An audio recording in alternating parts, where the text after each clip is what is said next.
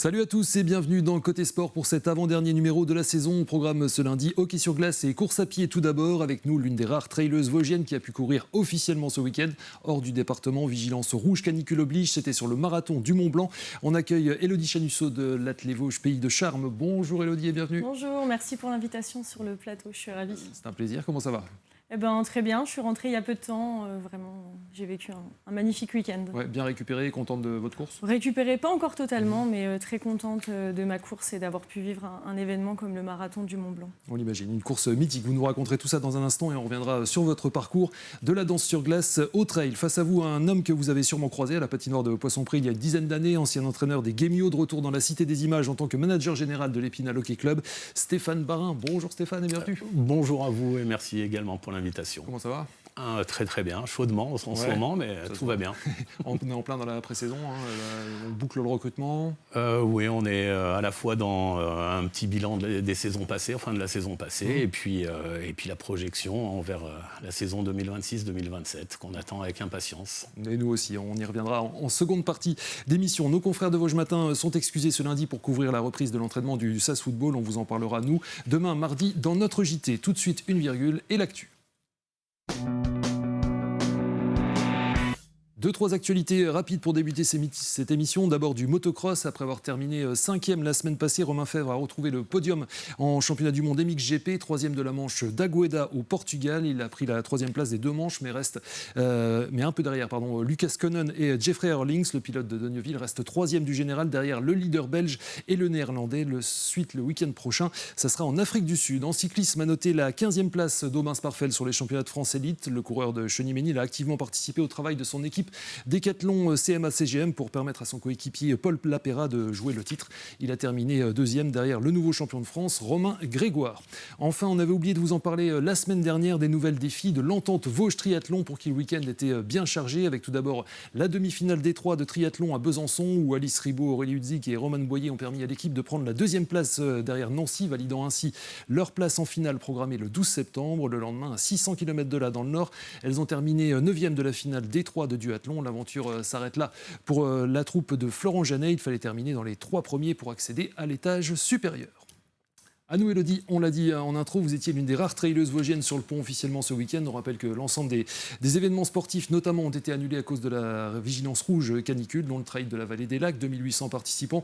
3e plus grosse manif du genre dans les Vosges après l'Infernal et le trail des Brosses, mais aussi le trail des Brûlés à Gironcourt, et la trace des Loups à Châtenois. Vous aviez choisi de vous aligner sur le marathon du Mont-Blanc. Est-ce que vous avez eu peur un temps que la course soit annulée aussi ? Oui, cette semaine, j'avais écrit à Clémence Debanneau, ma coach, et puis Benjamin Paulin, qui était déjà sur place. Je lui avais écrit justement pour être sûr que, s'il pouvait me donner un petit peu la température là-bas, comment était le temps.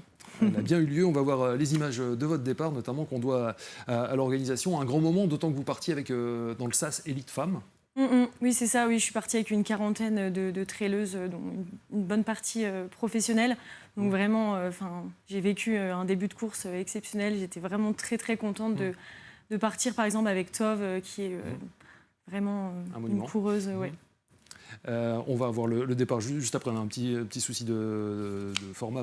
Vous avez pris un départ prudent en queue de peloton. Oui, c'est ça. Je savais que la route était longue. En plus, il y avait 44 km plutôt que 42. Et puis un dénivelé vraiment très important. Donc voilà, j'ai préféré assurer les arrières pour réussir à être régulière tout au long de la course. Les conditions ont été pas trop chaudes du coup ?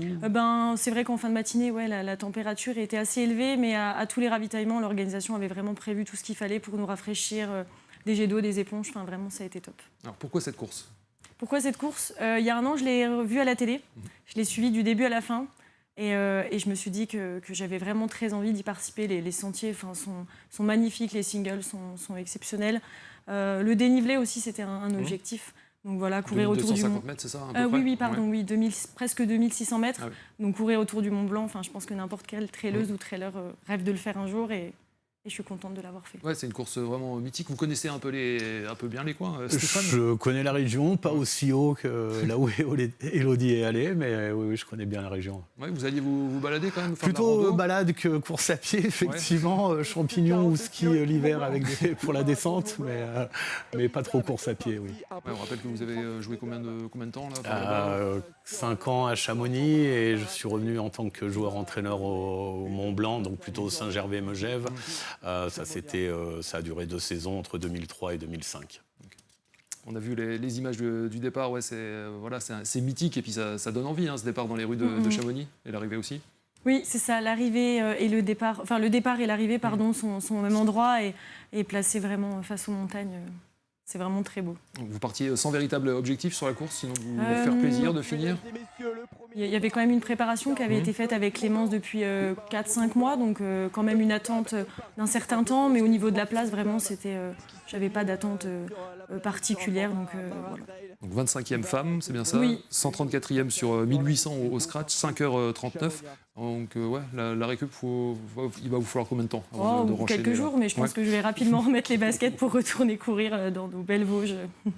Un mot bien sûr de la performance de Benjamin Paulin qui a remporté la veille le cross, 23 km avec 1700 mètres de montée et 900 mètres de descente. Il n'arrête pas de nous impressionner, mais on commence à s'y faire aussi en même temps. Benjamin, vous avez suivi sa course, du coup c'était la veille? Oui, c'est ça, c'était le samedi. Moi j'ai suivi sur mon téléphone en direct. Le départ et l'arrivée n'étaient pas au centre de Chamonix, mais ouais, j'ai vu qu'il a fait une remontée vraiment incroyable sur la fin de course. Voilà, vainqueur en 2h06, il est en pleine bourre, Benjamin. Il prépare, on le rappelle, les mondiaux du 100 km à Saint-Jacques-de-Compostelle en Espagne. Ça sera au mois de septembre. Vous partagez avec lui la même préparatrice, la même coach, donc sa compagne, Clémence. C'est elle qui vous a fait passer un cap ces derniers mois? Je pense que oui. Je pense qu'il me manquait quelque chose et je pense que Clémence a trouvé ce qui me manque pour réussir à passer ce cap. Alors, qu'est-ce qui vous manquait? C'est un secret. C'est un secret. Non, voilà, un plan d'entraînement vraiment bien structuré et voilà, et une personne aussi derrière qui suit les séances de façon presque quotidienne. Ouais, j'ai regardé une vidéo tout à l'heure, elle disait notamment qu'il faut lutter contre la monotonie à l'entraînement, diversifier un petit peu, c'est aussi une des clés? Oui. Oui, ça, et puis vraiment être bien soutenu aussi de son entourage, c'est vraiment important. Alors, c'était votre première sur un format aussi long. Le déclic est venu assez récemment sur le trail à Cholet, c'est ça? On va revoir quelques images. Oui, c'est ça. Lucas Herzog m'avait invité et ça a été, je pense, un petit peu le déclic de se dire, allez, je vais vers un petit peu plus de longueur. Donc, c'était 28 km, mais là, vous vous êtes dit, je pars direct sur un marathon et puis avec des objectifs un peu plus longs encore derrière? Oui, c'est ça. J'avais fait le trail des Hauts-de-Vosges début mars et je me suis dit, allons vers les 40. C'est la distance symbolique, même en trail. Votre palmarès est déjà bien étoffé. 14 podiums en 18 courses l'an passé, dont 5 victoires, 7 cette année, c'est ça? Oui, c'est ça. Vous avez fait 2e du trail à Alsace by UTMB sur le petit format, vingtaine de kilomètres, oui, c'est bien ça?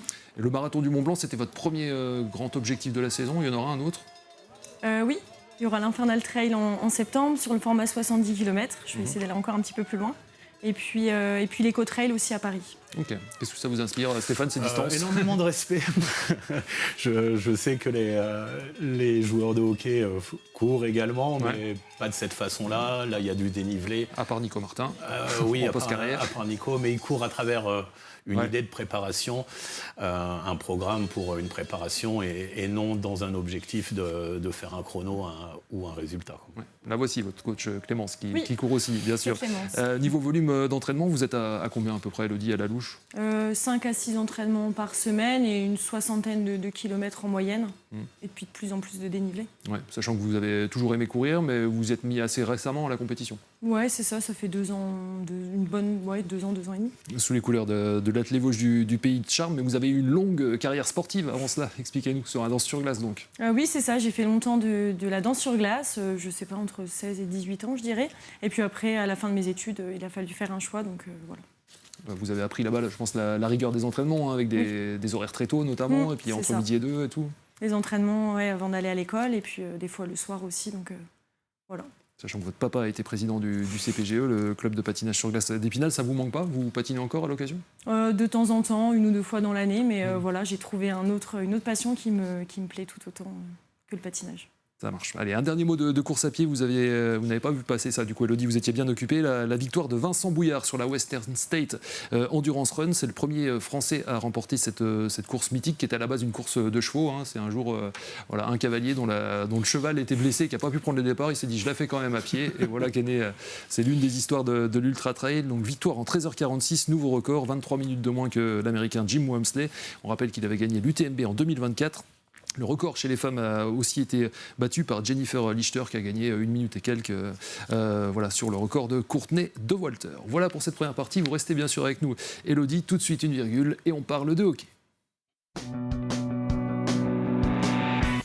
À nous Stéphane pour parler maintenant de votre retour au sein du club de hockey spinalien pour les plus jeunes ou ceux qui débarqueraient. Je rappelle que vous avez été l'entraîneur de l'équipe première durant 1 saison et demie à l'époque des Guémiots entre 2015 et 2016. On va revoir quelques images bien sûr. Quels souvenirs vous gardez de cette époque ? Des très bons et des beaucoup moins bons forcément. Une série de victoires sur une première saison qui était, je crois, 11 ou 12 victoires d'affilée, qui était assez incroyable. Des belles rencontres avec des personnes qui sont encore présentes actuellement autour du club.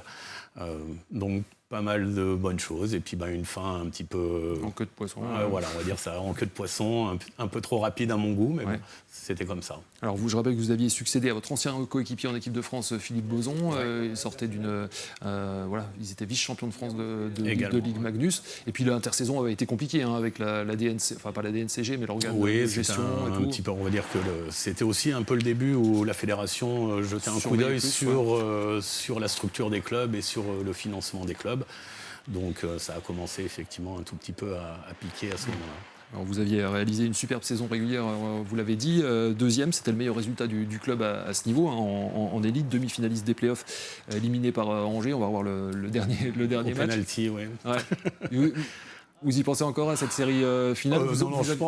J'ai le souvenir du moment et je sais qui a tiré le dernier penalty et l'a raté, malheureusement. Mais non, pas de regret par rapport à ça. J'ai juste le souvenir du moment. Je veux dire sur cette série finale, parce que dans le match 7, vous pouviez faire peut-être la différence ou... Et à un moment, on aurait pu faire effectivement la différence. Après, il y a toujours des faits de match, que ce soit des pénalités ou de temps en temps, on crie après l'arbitre et ça ne se passe pas comme on veut. Mais bon, voilà, ça aurait pu effectivement tourner différemment et un peu plus tôt dans la partie. Alors, je rappelle que vous avez été élu meilleur entraîneur de Ligue Magnus cette année-là, puis changement de dimension et de direction pour le club. On est passé en société professionnelle plutôt qu'association, changement de président avec Claude Maurice qui a laissé sa place à Romain Casolari. Et oui, vous avez été remercié en 2016 du coup. La saison suivante, le début de saison suivante n'était pas à la hauteur des espérances, on va dire, de la nouvelle direction. Je pense que vous avez résumé, vous avez résumé ça. Nous, de notre côté, Nicolas Martin était déjà présent en tant qu'assistant entraîneur à ce moment-là. On continuait à travailler. On a eu pas mal de déconvenues physiques avec pas mal de blessés, quelques résultats. Le gardien notamment. Le gardien, 2-3 joueurs clés. Donc ça n'a pas effectivement aidé à avoir un début de saison correct. Et la direction après a fait son choix. Elodie, vous suiviez à l'époque les Guémiots ? Oui, je les voyais régulièrement parce qu'on s'entraînait avant, ils s'entraînaient après ou inversement. Les week-ends, il y avait des matchs. De près, oui, quand même, sans y assister forcément à tous les matchs. On a vu ce fameux péno, la suite de votre parcours. Il est encore là d'ailleurs, le joueur. C'est Florian. Florian Sabatier. Sabatier. La suite de votre parcours en quelques mots, Stéphane, après, entre ces deux périodes d'Épinal, du coup. Il y a eu pas mal de choses, un petit break, parce que ça prend toujours un petit peu de temps de se remettre de ce genre de situation. J'étais commerçant à l'époque, donc repris un autre travail plutôt commerçant. Ensuite, je me suis quand même remis dans le hockey parce que c'est quelque chose que j'aime et que je pense savoir faire. Donc en Suisse, à Morges, ensuite avec Annecy, plus global sur un rôle aussi avec les jeunes. Donc voilà, il y a eu pas mal de petits trucs avant de repartir en Ligue Magnus sur les 2 dernières saisons avec Anglette. Ouais. Et là, vous aviez d'autres pistes, justement. Vous étiez en fin de collaboration avec Anglette. Vous auriez pu rester en Magnus, c'était un choix de... Alors, pas en Anglette, parce qu'effectivement, on s'est un peu froissé avec... En tout cas, vous aviez des propositions en Magnus Oui, après, ça a été un choix. Repartir, effectivement, dans un principe de coach et ce j'aime. J'aime être sur la glace, avoir aussi un vestiaire et une gestion humaine dans le vestiaire. Mais un peu de fatigue aussi, parce que les déplacements, la vidéo et autres. Et puis voilà, ça reste une évolution. Maintenant, on va dire, je prends un poste un peu différent. Un peu plus posé, un peu plus posé, même si je vais quand même me balader aussi un petit peu à travers la France, mais un peu plus posé, et puis apporter mon coup d'œil, mon expérience sur d'autres registres que uniquement l'aspect technique du hockey. Alors vous avez dit à notre confrère Anthony Perchat, le spécialiste hockey de Vosges Matin, qu'on salue dans leur colonne, certains clubs ne sont pas assez pros, en parlant de la Magnus, c'est ça? Certains en D1 le sont plus? Il y a des clubs de D1 qui sont effectivement beaucoup mieux structurés. Quand je dis pro, on va parler de structure du club, à la fois dans la quantité de personnes impliquées dans le club et la qualité des gens également. Ça va de pair. Il y a quelques clubs de Ligue Magnus qui ont effectivement un fonctionnement un petit peu archaïque par rapport à ce qu'on voit et à la Ligue Magnus, à ce qu'elle représente. Ce qu'elle est devenue, Et effectivement, très content d'arriver aussi à Épinal avec un club qui a commencé à se structurer, qui continue à se structurer, à se développer et qui a de belles ambitions. Donc oui, il y a des clubs de D1 beaucoup mieux structurés que des clubs de Magnus. Et ça explique en partie votre retour à Épinal. Et puis il y a les liens que vous avez gardés avec Nicolas Martin, notamment l'entraîneur adjoint. Ça s'est fait très vite, cette arrivée? On a toujours été en contact, alors pas spécialement pour avoir une place là, sans se dire je reviendrai à Épinal pour coacher ou pour avoir un autre rôle. Mais on a gardé de très bons contacts, on s'est toujours suivis. Et oui, ça s'est fait vite. Il a juste fallu que je me fasse à l'idée de moins monter sur la glace. J'allais dire plus, mais en tous les cas, plus avec la partie professionnelle. Ouais, bon, vous l'avez dit, vous avez arrêté à cause des études. Élodie, il y a une forme de deuil à faire d'une carrière sportive comme ça, quand on se dit je suis obligé d'arrêter à cause des études, et puis après vous avez trouvé finalement une compensation. Ouais, j'ai vécu de belles années de patinage, et je pense qu'il y avait aussi le fait que j'avais peut-être fait le tour de tout ce que j'avais à vivre dans mon club.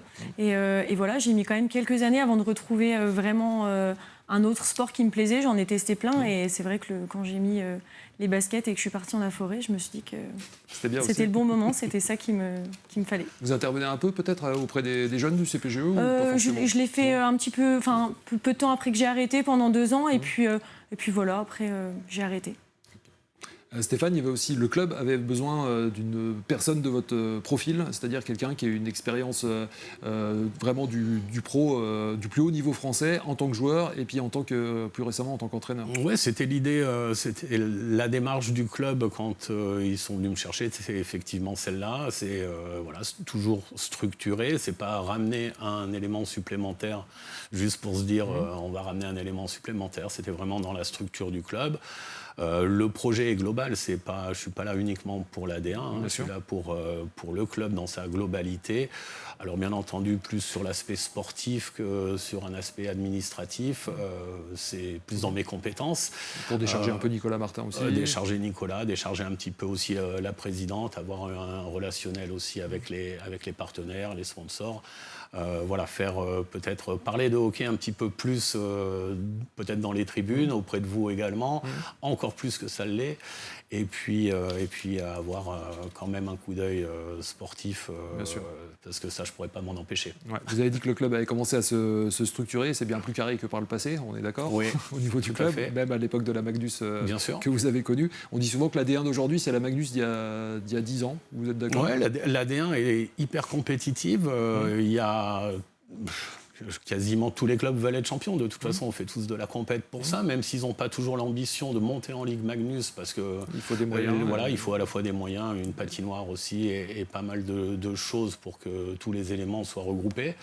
Mais la D1 est hyper compétitive, donc ça joue bien au hockey. Il y a 30 matchs maintenant par saison. Plus la Coupe de France, des patinoires remplies, donc très intéressant, effectivement, très intéressant, et avec de l'ambition, toujours. Ouais. Quelles ambitions, du coup, cette saison? On fait de la compétition, donc on veut gagner. Allez, au plus possible. Donc voilà, gagner, bien entendu, gagner le championnat. Je ne vais pas vous dire que ça va arriver la saison prochaine ou demain matin, mais bien entendu, on veut tous gagner, donc c'est se positionner correctement dans l'année, continuer à intégrer nos joueurs issus de la formation. On voit que les U18 et les U20 ont été champions de France dans leur catégorie cette saison. Donc il y a des bons éléments. À nous de les intégrer petit à petit, sans brûler les étapes pour eux. Et puis faire grandir les un peu plus vieux, entre guillemets, mais toujours jeunes. On pense à Josep Tufet-Laos, on pense à Rémi Aubier. Effectivement. Donc il y a du temps de jeu à prendre. Il y a pas mal de choses pour ces plus jeunes joueurs, on va dire. Et puis à eux de pousser aussi les anciens vers la sortie. Ça se fera naturellement. Donc il faut qu'on ouvre les portes des deux côtés. D'accord. Vous avez participé activement au recrutement avec Yann Pleuch et Nicolas Martin. Donc qu'est-ce qu'on peut dire dans les grandes lignes? Il y avait pas mal de joueurs qui arrivaient en fin de cycle, ou des étrangers aussi qui n'avaient pas donné clairement satisfaction cette année. Certains voulaient aussi aller voir ailleurs si c'était plus vert, donc faire un petit peu le point là-dessus, et puis nous renforcer tout en gardant justement ces espaces-là pour faire progresser nos joueurs issus de la formation, même si on va prendre l'exemple de Josep Tufet, même s'il n'est pas spinalien et qu'il est arrivé là qu'il y a 2 ou 3 saisons. Sa fin de formation, il l'a fait ici, donc ça aurait été complètement bête de le laisser partir, alors qu'on a quelque part investi à travers le temps qu'on a passé avec lui, quoi. Bon, alors, les dossiers qui étaient ciblés, bien évidemment, c'était un gardien, un gros gardien titulaire. Qu'est-ce qu'on peut dire de Lucas Colline, donc, qui va remplacer Jimmy Darrier? Que vous dire que j'espère qu'il va être incroyable. Non, on a pris bien entendu le gardien qui nous semblait correspondre aussi à l'équipe. On souhaite construire une équipe qui va se projeter sur les 2 ou 3 prochaines saisons. C'est pour ça aussi que c'est un gardien un petit peu peut-être plus jeune que ce que d'autres personnes auraient imaginé. Donc c'est vraiment dans cette idée-là que le recrutement a été fait cette année. Il va y avoir encore quelques annonces à la fois de nouveaux arrivants ou d'anciens qui restent parmi nous. Mais c'est vraiment ça l'idée, c'est avoir un groupe qui va rester sur les 2-3 ans qui viennent ensemble, qui vont permettre, ce groupe-là va permettre aux plus jeunes de s'affirmer un petit peu. Et puis il y aura bien entendu des ajustements saison après saison, mais on veut créer un noyau dur avec quelques joueurs. Oui. Oui, pour l'instant, on est à 5 arrivés, je pense. Donc Lucas Colline, Paul Nassivet, Gustav Krumins, 2 défenseurs, Björn Robinson, le Canadien, et Paul Serda, franco-espagnol. Donc ça devrait bouger, ça va bouger de toute façon, parce qu'on est à 10 départs, 10 arrêts, quelque chose comme ça. Oui, après il n'y aura pas toujours un équilibre exact, mais justement pour permettre à des plus jeunes, notre 4e bloc qui va être constitué de joueurs soit U20, soit qui sortent de la catégorie U20. Donc c'est aussi important qu'ils s'entraînent avec nous, qu'ils aient le rythme, qu'ils jouent avec nous.